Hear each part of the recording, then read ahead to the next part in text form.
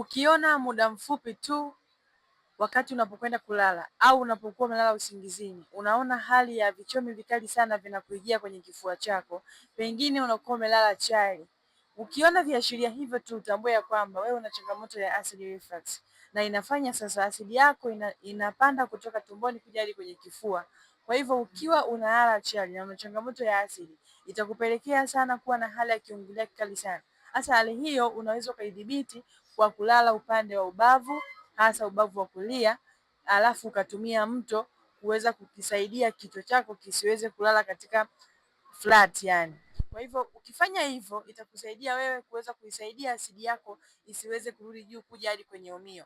Lakini kama umefanya hivyo na bado haujapata matokeo au kile ambacho unakihitaji, unaweza kunipigia simu kwa maelekezo zaidi au msaada zaidi ili niweze kukusaidia. Lakini pia unaweza ukashare hii video kwa mtu mmoja ambaye ulimsikia na sasa ana changamoto ya asidi kwa muda mrefu ili tuweze kumsaidia.